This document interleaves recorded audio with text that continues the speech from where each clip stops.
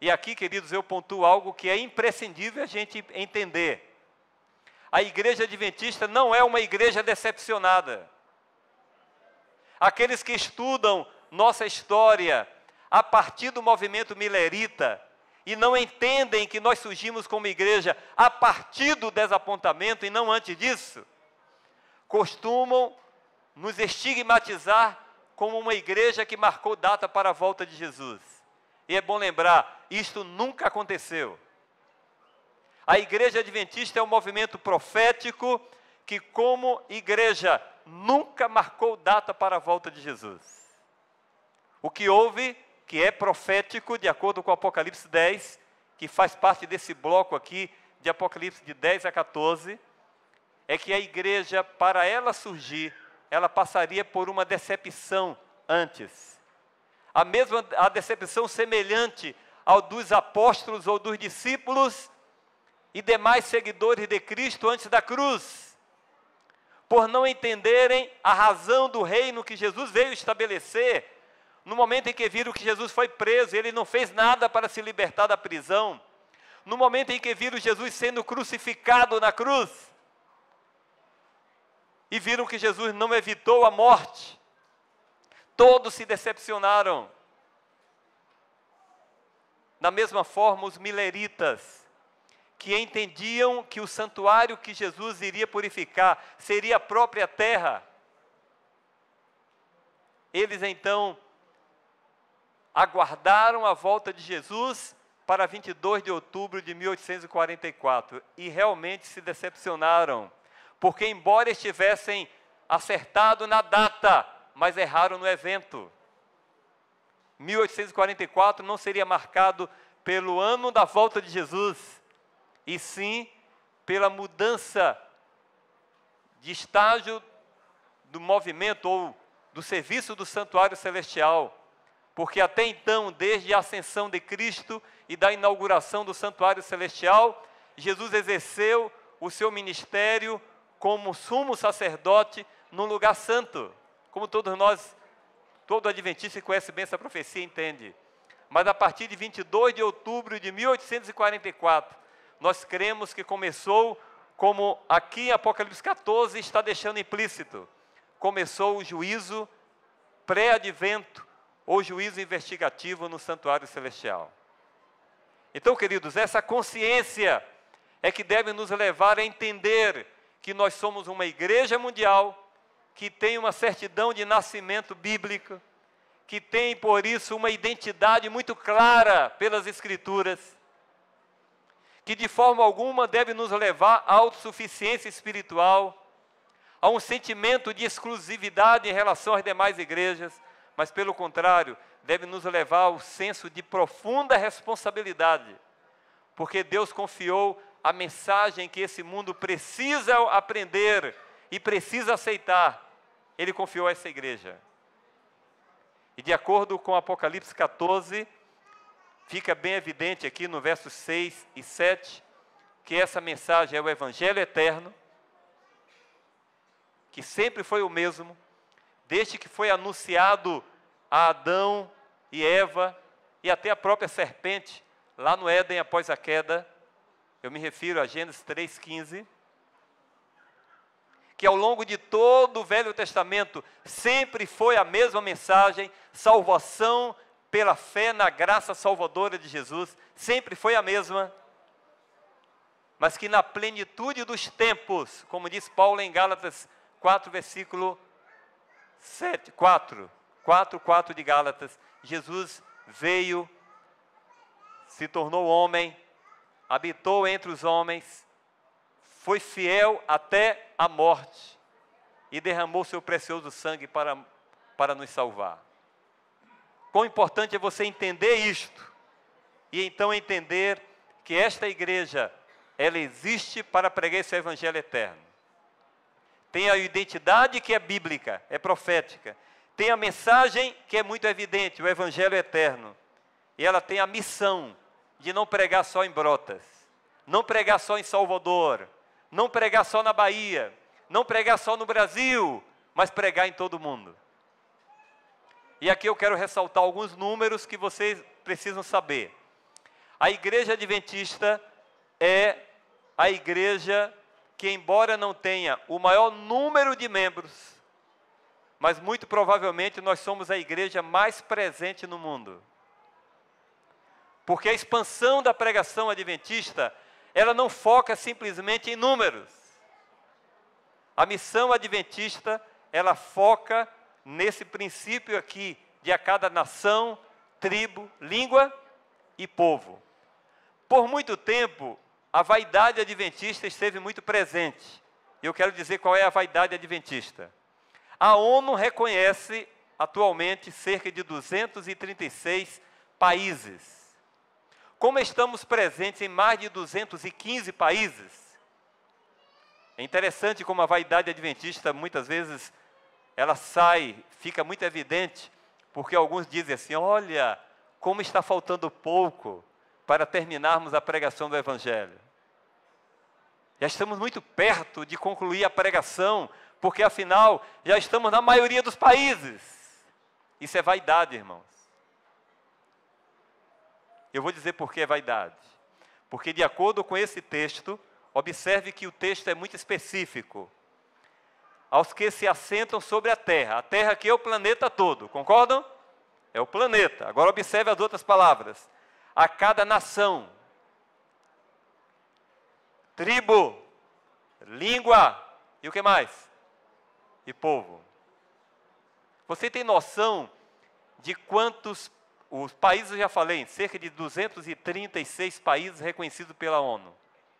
Você tem noção do que seria nação aqui? A palavra nação aqui, ela tem a ver, na verdade, com etnias. E vocês têm ideia de quantas etnias existem no mundo? Enquanto existe 236 países, sabe quantas etnias existem já catalogadas? Mais de 12 mil. No próprio Brasil, a gente diz assim, o Brasil, a gente prega, praticamente todo mundo fala em português, a cultura, embora tenha diferença de um estado, de região para região, mas basicamente é a mesma coisa. Você se engana. Mesmo no Brasil existem várias etnias. Região norte, mesmo região, como aqui, região central brasileira, tem várias etnias. Nordeste também. Se você vai para a África, nossa, lá que é coisa. Quantas etnias tem no continente africano? Quantas etnias na Ásia? Quantas etnias na Europa? Nos 5 continentes. Mais de 12 mil etnias. E a Bíblia está dizendo aqui que não é só a cada país. A Bíblia está dizendo aqui que é a cada etnia. Línguas. Quantas línguas? Normalmente a gente tem noção da nossa própria língua, que não está longe de ser a mais falada do mundo. A gente tem a noção do inglês, que a gente acha que todo mundo sabe o inglês, embora seja realmente uma língua considerada quase que universal. Mas ela perde para o mandarim, por exemplo, que é uma das línguas mais difíceis de ser aprendida, e que, por sinal, é a língua onde é mais falada no maior desafio da igreja adventista, a chamada janela 1040. E onde está a maior parte da população mundial. Onde muitas, milhões dessas pessoas, por que não dizer bilhões, dos 7 bilhões, existe mais de 2,5 bilhões de pessoas que nunca ouviram falar nem no nome Jesus. Percebe então, Cláudia, como é muita vaidade nossa ficarmos achando que porque estamos com 20 milhões de membros no mundo, e porque estamos presentes na maior parte dos países, logo estamos concluindo a obra, isso é vaidade. E você diria, pastor, mas o senhor está jogando aí uma ducha fria para trazer desânimo quanto à expansão da pregação que essa igreja está fazendo? Não. O que eu estou fazendo no primeiro momento é levar você a perceber o seguinte. Abra a sua Bíblia em Isaías 43. Isaías 43 vai nos esclarecer bem isso. Nós precisamos vencer uma vaidade muito grande, que é a vaidade de achar que é a gente que vai terminar a obra. E em seguida entender o que é que Deus espera da gente. Isaías 43, versos 7, depois 10, 11 e 12. O que é que diz a Bíblia? Capítulo 43, verso 7. O que diz a Bíblia? A todos os que são chamados pelo meu nome, e os que criei para a minha glória, e que formei e fiz. Vamos agora ao verso 10. Vós sois minhas testemunhas, diz o Senhor, o meu servo a quem escolhi, para que o saibais e me creiais, e entendais que sou eu mesmo, e que antes de mim Deus nenhum se formou, e depois de mim nenhum haverá. Eu sou o Senhor, e fora de mim não há Salvador. Eu anunciei salvação, realizei-a e a fiz ouvir. Deus estranho não houve entre vós, pois vós sois as minhas testemunhas, diz o Senhor, eu sou Deus. Eu pergunto, de acordo com o que eu estou falando até agora, o que é que esse verso está afirmando para a gente? Quem é que salva? Quem é que salva, gente? Quem é que anuncia a salvação? É Deus. Então, primeira coisa aqui para você superar qualquer crise, não fique desesperado por saber que tem tanta gente que ainda não ouviu falar de Jesus. Porque a missão, acima de tudo, é de Deus. Eu preciso ter essa consciência diariamente. A missão é de quem? É de Deus. Porque quem é o Salvador? É Deus. Quem é que anuncia a salvação? É Deus. Aí você pergunta, pastor, o senhor está nos isentando? Não, porque a Bíblia está dizendo o que é que nós devemos fazer. A Bíblia está dizendo que nós somos o quê? De acordo com o texto, quem somos? Testemunhas. E aqui, pastor Nadilson, é onde eu quero centrar bem para o final dessa mensagem. Se a salvação é Deus que opera, se a pregação será realizada por Ele, porque Ele é o Salvador e Ele é o verdadeiro discipulador.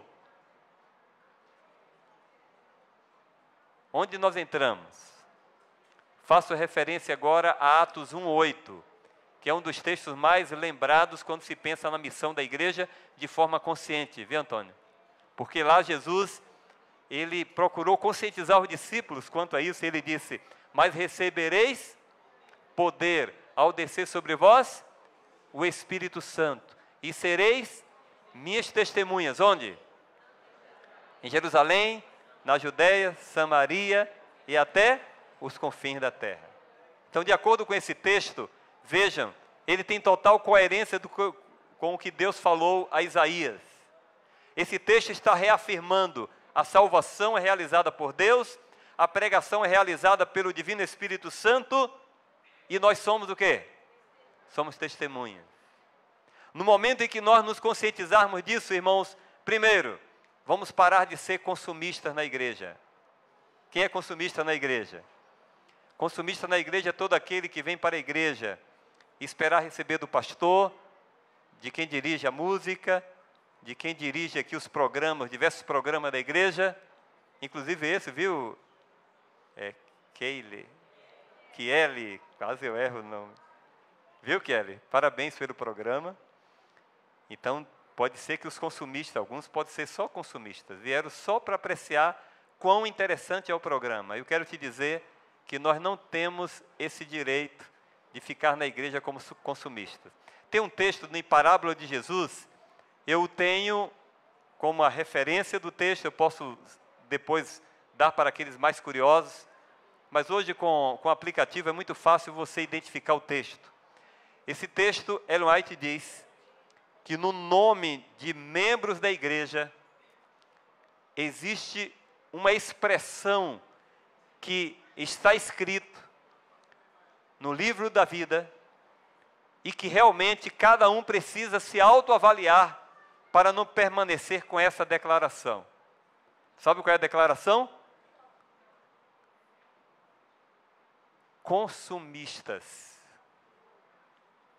Vocês sabem que, basicamente na igreja, ou você é alguém que é um servo, que se coloca nas mãos de Deus para ser usado, ou simplesmente você é na igreja alguém que está só para consumir? Consumir a pregação, consumir a música, consumir as programações que são feitas aqui, mas a pergunta é, você vai ficar aí só de braços cruzados? Não estou falando literalmente não, viu? Estou vendo gente com frio aí. Não estou falando nesse sentido. Mas você vai ficar aí esperando que os outros façam? Deus chamou cada um de nós, e não é por uma questão de obrigação, mas é simplesmente por uma razão.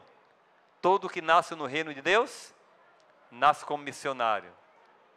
Todo aquele que é verdadeiramente convertido, viu, Jazão, tem a consciência de que há um mundo aí fora que perece, precisando de salvação. A expressão exata de parábola de Jesus é: não produtores, consumistas, não produtores. É uma alusão à parábola da semente. E a parábola da semente, descrita em Lucas 4, faz referência à realidade do trabalhador que planta a semente, cultiva a semente, mas ele vai dormir, enquanto isso quem dá o crescimento? Deus. E quando ele acorda, vários dias fazendo a mesma coisa, o trabalho dele, cultivando a terra, semeando, cultivando, até que o momento em que a planta nasce, a planta cresce e finalmente chega o momento da colheita. Meus amados, esta é a igreja que Deus chamou para ter a maior responsabilidade diante de todo mundo. A pergunta é, o que continuaremos fazendo? Eu estou muito consciente, irmãos, de que, a despeito de toda essa onda de corrupção, que seja aqui no Brasil, em qualquer lugar do mundo, a despeito de toda essa onda de imoralidade, em especial agredindo de forma tão direta a família, querendo acabar de uma vez por todas com a instituição familiar, a despeito de toda esta carência de liderança no mundo, em todos os setores da sociedade, que seja na família, nas organizações, na política, nos governos, a despeito de todas essas ondas tão negativas, quero afirmar para vocês que, de acordo com a palavra de Deus, esse aparente caos é, na verdade, a melhor oportunidade para o povo de Deus. Como diz o pastor Ayrton, enquanto o mundo mergulha em um terrível abismo do mal, essa igreja deve se erguer para triunfar por Jesus. E eu e você precisamos arregaçar as mangas. Não dá para ficar na igreja apenas como alguém que vem aqui para se beneficiar. Mas temos que enxergar a igreja em três perspectivas. Primeiro, igreja como escola. A gente vem aqui para ensinar, aprender para ensinar. Igreja como um hospital. A gente vem aqui para sarar nossas feridas, mas lembrar que outros feridos estão lá fora e nós precisamos buscá-los. E terceiro, igreja como oficina. A gente vem todo quebrado para cá. É aqui que Deus conserta a nossa vida. Deus ajusta a nossa vida, mas devemos ter a sensibilidade que outros estão arrasados lá fora, precisando de nós. O que faremos?